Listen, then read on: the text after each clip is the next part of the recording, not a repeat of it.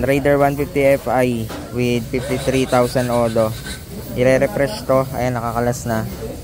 Ito yung head. Lilinisin na lang yung mga parts niya.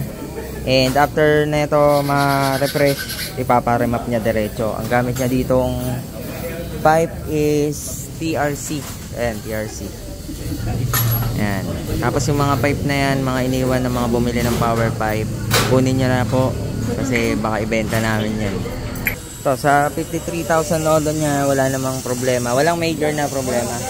All goods, no? Always naman, pinapalitan natin yung valve seal, tapos piston ring, timing chain, and mga guide, tapos yung mga gasket. Yan, mga automatic na pinapalitan. Pagkatapos na ito, salang tayo ng dyno. Habang nililinis yung parts na ito, habang on process yung refresh nito, dito muna tayo sa isa pang i-remap. Nag-avail siya ng 44mm na elbow natin with bang sensor na yan. 1.5 lang to. Papalitan natin yung elbow nya. Ayan o, napakalaki niyan. Malakas ang chance na pumugak dahil sa sobrang laki ng elbow. At wala ring bang sensor, so prepared niya rin talaga magpalit na. At ayun, sasalang natin to pagkatapos mapalitan ng elbow at ma-throttle body cleaning.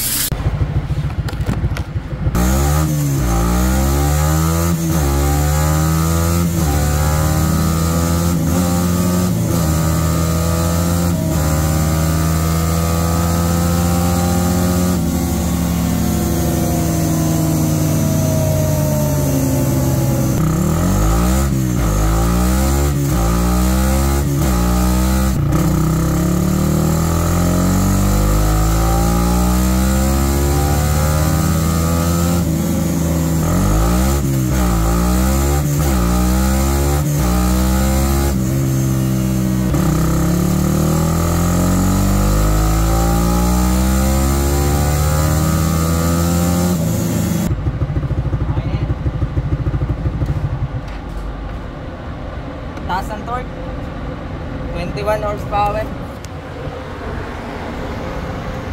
Ay, 21.5 pinakamataas. Magkalapit 21 sarado tsaka 21.2. Tapos na i-refresh, isasalang na natin sa dyno para i-remap. Alright.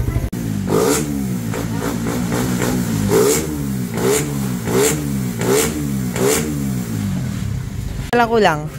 Kulan? Nag-flashing pa rin. Ganun ba tayo every kasama flashing? Replacement lang, hindi ganito. Okay. Sir, taga Mabalacat ka? Kabalin. Dumayo pa rito, no? Para sa refresh tsaka remap talaga yung target.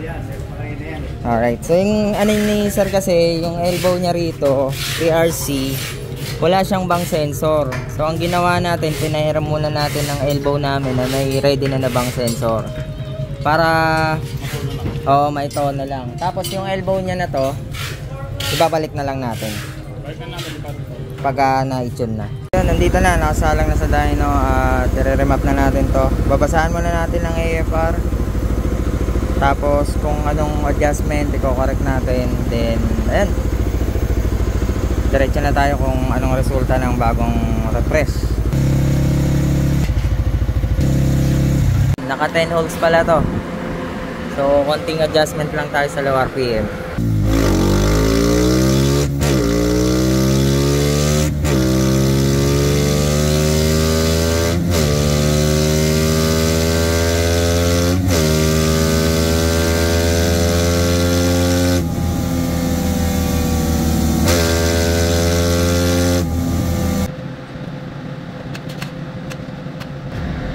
Kaya madali na.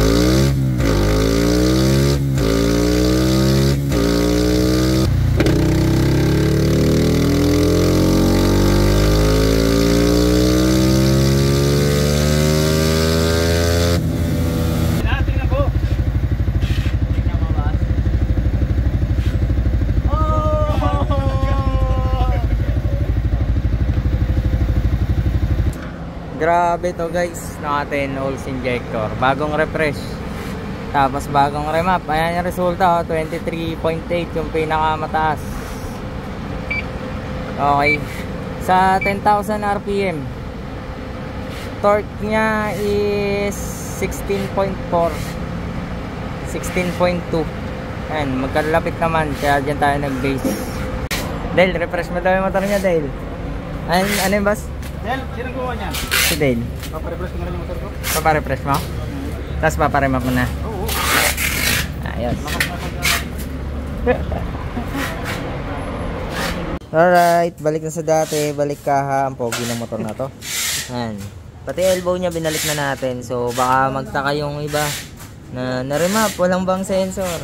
Hindi, gumamit tayo ng tubo para ma-remap at hindi na maglagay ng bang sensor si sir. Kasi naubusan din kami ng panlagay. So ito yung motor niya, napakaangas. O, diba? At napakalakas din. Goods na goods. Bagong refresh, bagong remap. Naka 10 holes injector. Naka TRC pipe. Bagong tono. At yun, pauwi na to from Pampanga. Pampanga sir, no? Saan sa Pampanga? Mabalacat, Pampanga. Ayan. Shoutout sa mga taga Pampanga, mga kabalin. Lambote cambio, no? Sarap eh.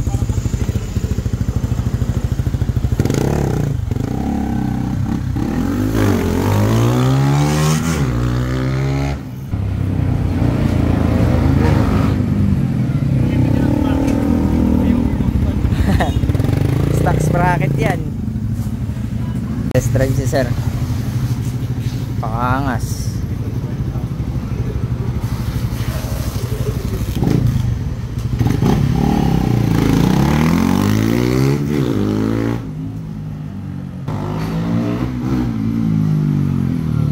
Kamusta?